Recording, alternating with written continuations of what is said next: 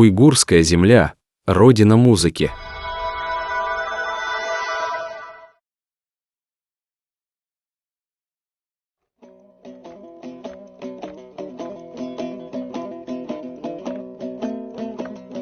На Уйгурском Алтае, в деревообрабатывающем поселке, казахский исполнитель Муса Ербосан показывает уникальное музыкальное представление на домбре. Это вид исполнения, где нити соединяются с домброй и управляют деревянной козочкой на доске, имитируя походку горного козла среди скал, называется артеки. Каждый год такие представления проходят в местах компактного проживания казахов на Алтае. На казахском языке артеки означает «козел-вожак». Именно дух козла-вожака, олицетворяющий стойкость перед трудностями, вел кочевых казахов через эпохи охоты и кочевья. Артеки несет в себе музыку и душу вечно скитающегося в поисках пастбищ казахских племен. Это прямое выражение чувств кочевого скотоводства и универсальный язык, не нуждающийся в переводе. Музыка перекочевок под аккомпанемент блеяния баранов и ржания лошадей рождается самой природой. На этой плодородной почве, на уйгурской земле, называемой «родина музыки», переплетаются многообразные музыкальные культуры. Заедем в деревню Таван-Косак в Кашгаре. Эта музыкальная деревня уйгурской автономии со 150-летней историей демонстрирует богатую коллекцию всевозможных великолепных уйгурских инструментов. Однако, истоки этих разнообразных уйгурских инструментов, кажущихся едиными по стилю, ведут со всех 4 сторон света.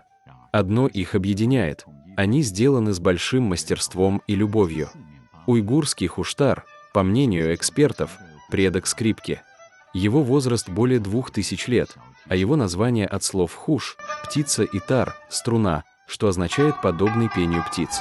А современный дутар – это результат слияния и переосмысления щипковых инструментов различных культур на Великом Шелковом пути и в XIV веке в уйгурской автономии обрели современный вид. Эти собранные в уйгурской автономии инструменты стали основой уникальной уйгурской музыки.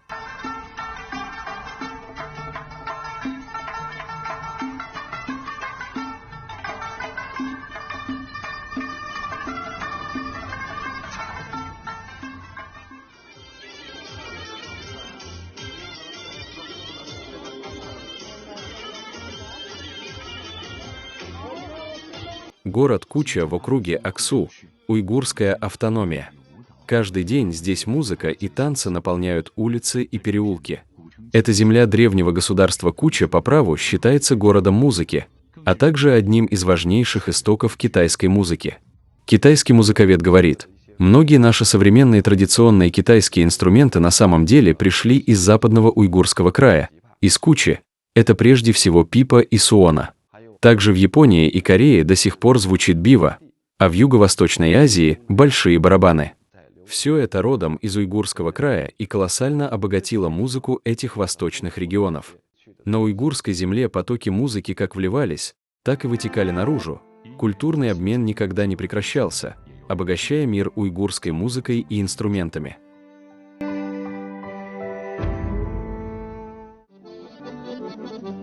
На культурной площади в городе Чугучак звучат аккордеоны. Люди разных национальностей, которые даже не знали друг друга, просто затанцевали.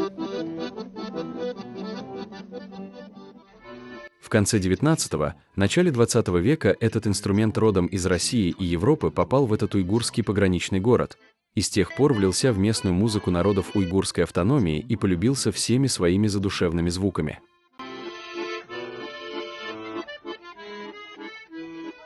Наша семья многонациональная. Уйгуры, ханьцы, сиба, монголы, русские.